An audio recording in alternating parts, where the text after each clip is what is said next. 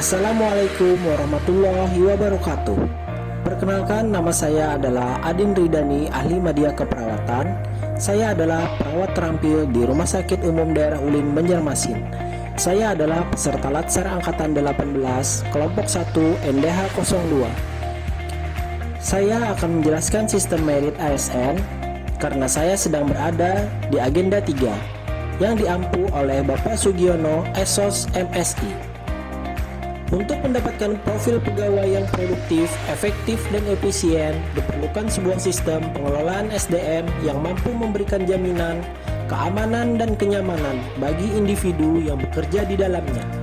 Sebuah sistem yang efisien, efektif, adil, terbuka, dan transparan, dan bebas dari kepentingan politik individu kelompok tertentu yang melahirkan sistem merit.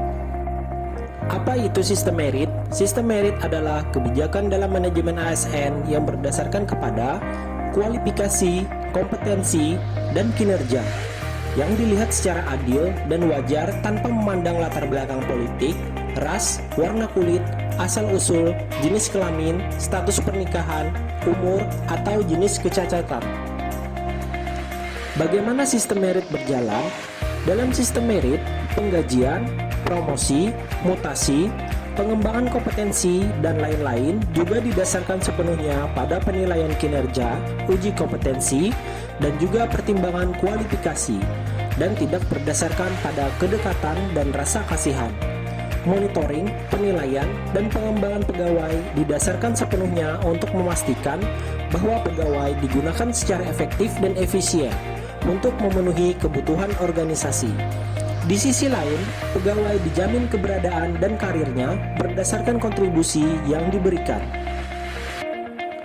Apa yang dicakup sistem merit?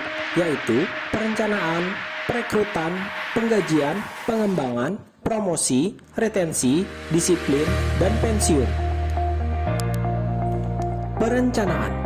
Setiap instansi pemerintah wajib menyusun kebutuhan jumlah dan jenis jabatan PNS berdasarkan analisis jabatan dan analisis beban kerja. Perekrutan. Perekrutan dengan mekanisme rekrutmen pegawai yang terbuka, transparan, dan kompetitif. Dengan metode tersebut yang diharapkan SDM yang dihasilkan berasal dari talenta-talenta terbaik dan unggul yang bebas dari KKN. Dengan sistem CAT melalui SKD dan SKB. Penggajian. Gaji terdiri atas dari gaji pokok dan tunjangan. Instansi mengaitkan hasil penilaian kinerja dan disiplin dengan membayar tunjangan kinerja dan memberi penghargaan kepada pegawai serta melakukan penegakan nilai dasar, kode etik, dan kode perilaku. Pengembangan.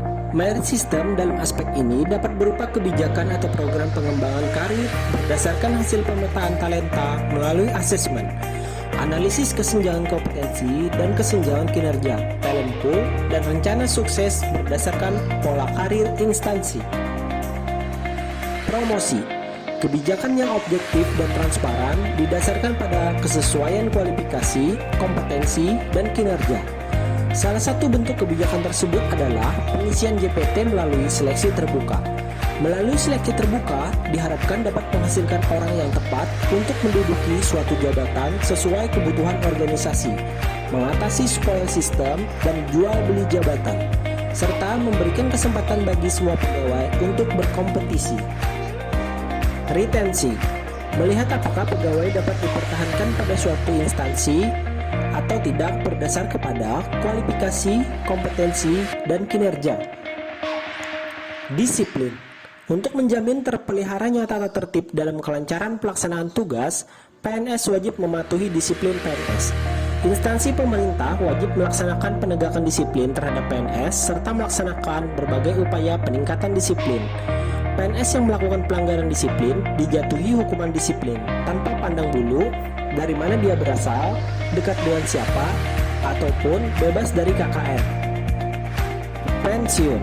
Jaminan pensiun PNS dan jaminan hari tua PNS diberikan sebagai perlindungan kesinambungan penghasilan hari tua, sebagai hak dan sebagai penghargaan atas pengabdian PNS. Jaminan pensiun dan jaminan hari tua diberikan dalam program Jaminan Sosial Nasional. Penerapan sistem merit di tempat kerja saya. Yang pertama, perekrutan berdasarkan kebutuhan rumah sakit, secara terbuka, transparan, dan kompetitif melalui tes. Gaji dan jasa diberikan secara adil, sesuai manajemen risiko dan kinerja secara transparan. Diklat umum diberikan kepada semua karyawan, dan diklat khusus diberikan kepada karyawan yang sesuai dengan profesionalnya masing-masing, sesuai kebutuhan rumah sakit. Promosi diberikan kepada karyawan sesuai dengan kebutuhan dan kualifikasi pendidikannya, sesuai dengan kinerja dan masa pengabdiannya. Karyawan ditempatkan sesuai dengan ruangannya masing-masing, sesuai kinerja masing-masing, dan sesuai kualifikasi pendidikan dan pelatihannya. Setiap komite di rumah sakit menjalankan kedisiplinan secara umum, dan bagi masing-masing profesi, ada peringatan dan sanksi yang diberikan kepada setiap karyawan yang melakukan tindakan indisipliner tanpa memandang latar belakang ataupun hal lain dari karyawan tersebut. Dan jaminan kesehatan dan hari tua juga diberikan kepada seluruh karyawan. Jadi, sistem merit adalah sistem yang memberikan kesetaraan kepada semua pegawai, bebas dari unsur KKN. Karena sistem merit hanya melihat seseorang pegawai hanya dari kualifikasinya, kompetensinya, dan kinerjanya. Demikian yang dapat saya sampaikan. Terima kasih sudah menonton. Assalamualaikum warahmatullahi wabarakatuh.